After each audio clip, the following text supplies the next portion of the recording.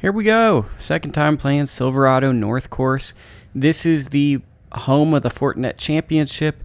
Most people refer to this one as the longer course. I always play from the white tees, so it feels more like a golf course, but it's still very, very long. With this rain, this creek looked so spectacular in the winter.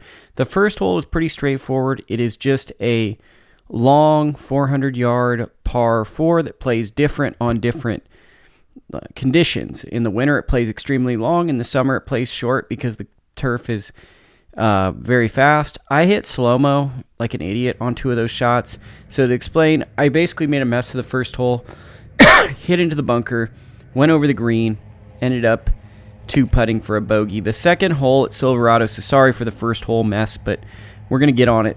Second hole is a really interesting par 4. From the white tees, it's about like a 9-iron up a hill.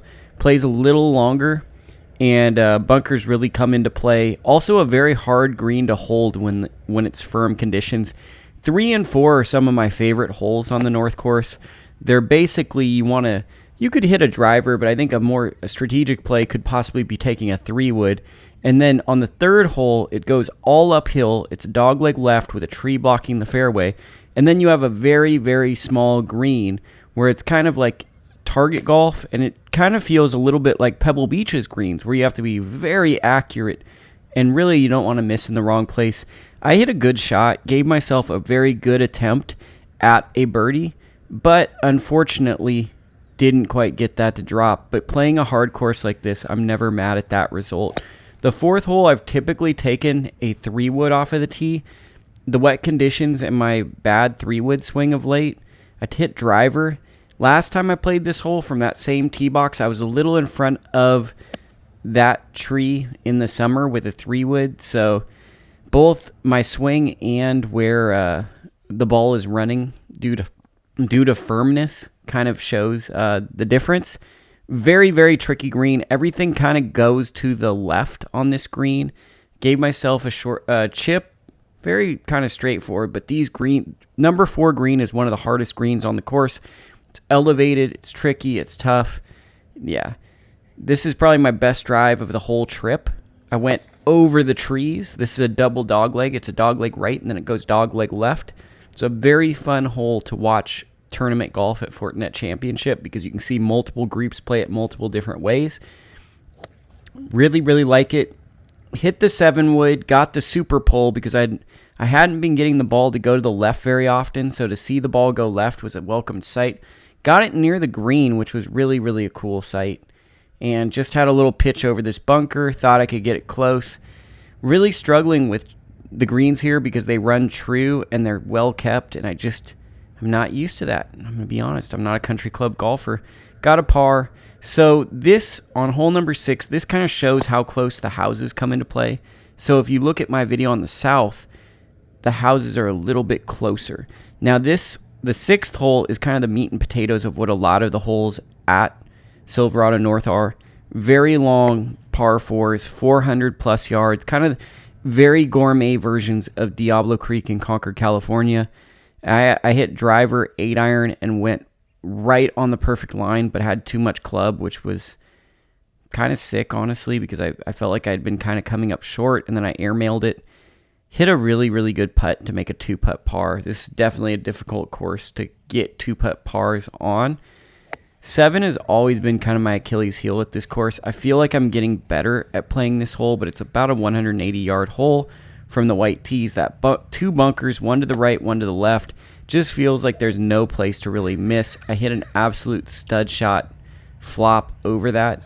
And this is, I think, a hole that if you play it, you should really be happy if you leave with a par. I think even for the pros, they're happy if they get a par. It's a very difficult hole. I got a bogue. This is my favorite hole on the whole property, hole 8. I just love the fact that you take a 3-wood, hit it over the hill. You got this huge creek. You walk over it. I love, love, love this hole. It's one of my favorite golf holes in all of the world. Then once you get to the bottom, obviously rain made this shot a little harder. You hit into probably what I would say is the toughest green on this golf course, where no matter what, you're hitting a wedge, but if you misjudge where you are, it's going to be very, very hard because this green goes severely front to back, kind of think Del Monte, but on steroids. and it's just hard to two-putt. If you get above the hole, it's hard to two-putt. If you get on the side of the hole, it's hard to two-putt. And in this instance, I thought I was being strategic, playing short. I just played far too short. Had about, I don't know, like a 55-footer, and I just could not judge the speed very well. And this is just what I consider a great par 4, because as you can see, look at the special effects. Your boy got good special effects. Terrible putting stroke. Leave with the bogey, but you better, and look at how much curl there is. This is wet conditions, and it turns just like that. Almost the dreaded 4-putt. Number 9 is a hole that I don't really particularly care for. I'm not sure why. I think it's probably because it's dogleg left, and I always struggle kind of with that shot shape. Yanked it trying to hit a shot that would be good, and then that one came out right, hit the tree. Not your favorite, not what you want to really always see. And then this one kind of jumped on me out in the right direction, a little towards that bunker, but thankfully it was wet and it stopped. And then I hit this fantastic pitch and somehow recovered a par. Got really close. I actually didn't film how close that was. I try to document it here, but that got really close. Hole 10 after this storm is indefinitely suspended because that tree is down. Max Homa, I think, hit it in one of the tournaments. So basically, if you hit a really good drive on this hole, depending on your tee box, you get to hit this approach. I guess this is the desired approach for most people. Try to hit a gap wedge in from that tee box, mishit it, and came up short, or I'm just not hitting the ball as far as I'd like to believe I am.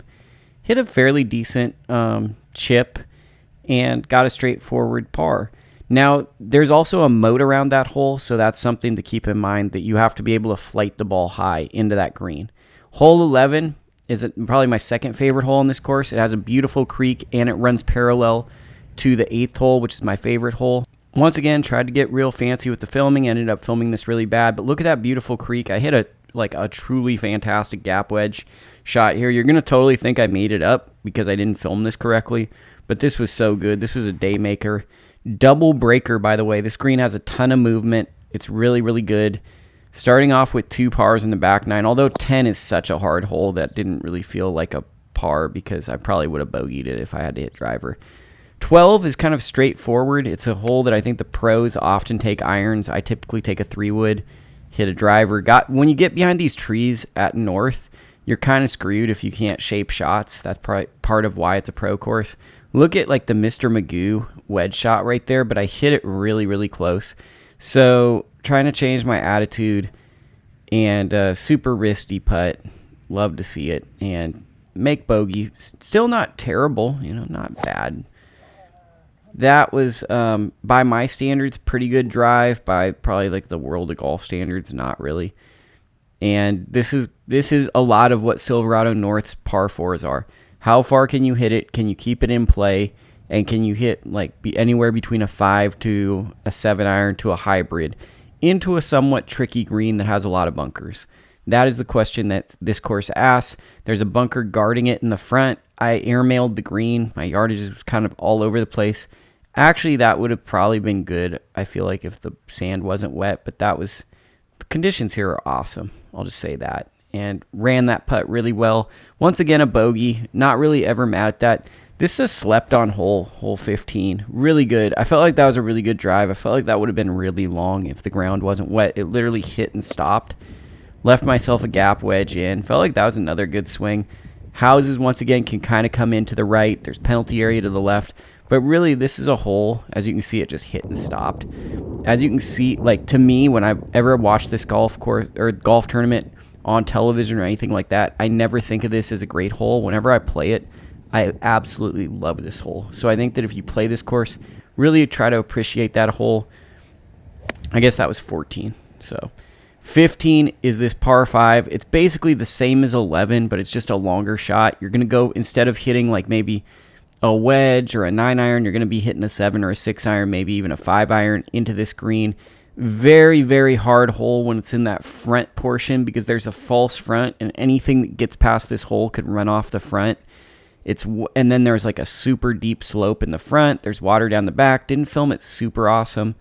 And there's the Silverado 3-putt. It happens at this course.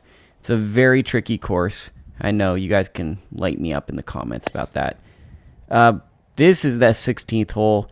par 5. It's famous for Phil Mickelson hitting it into the trees, and people just really kind of enjoyed that moment in life when he played a crazy shot. But this is just a medium length par 5 that just requires a lot of just straight shots and play into the green. Kind of hit the Sattui Winery pull cut, as Sir Nick would say. Decent chip and birdie town. I think my only birdie of the day on the North Course. Much more of a grueling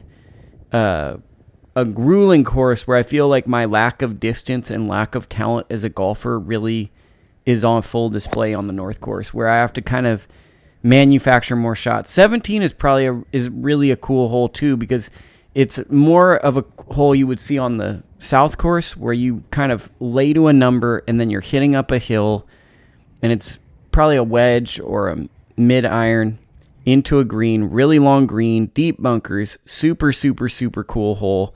Sort of like a baby version of hole 8, and it's kind of funny because they kind of mirror each other on the 9s. I thought that was going to be to 5 feet, had the yardage totally wrong, and this is like what Silverado will do.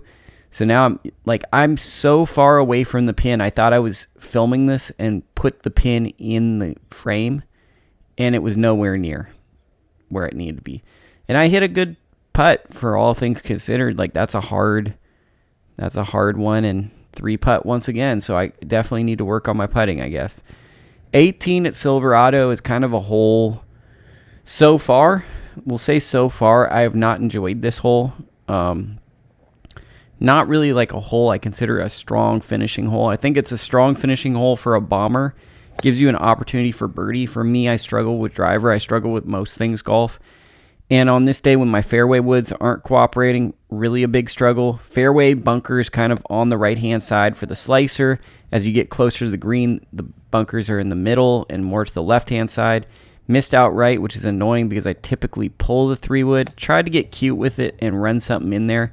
Hit the fringe, and this is kind of like the classic like meltdown. Have a good round and then just kind of melt down at the end, so then like you're all bitter and stuff. Pretty sick feeling. And then tried to get a wedge up there, played it too cute, it's right on the front, and then we finish out strong. So this is just a pretty straightforward chip. Didn't really document that as well. And then you're going to see me finish out here. North Course, more demanding, still very fun. Just you can look at this and kind of decide. Please subscribe. We're trying to get to 1,000 subscribers. Come on, guys. I'm giving you great content. It's very entertaining, not boring, and I'm standing out amongst the rest. Let's go. Okay.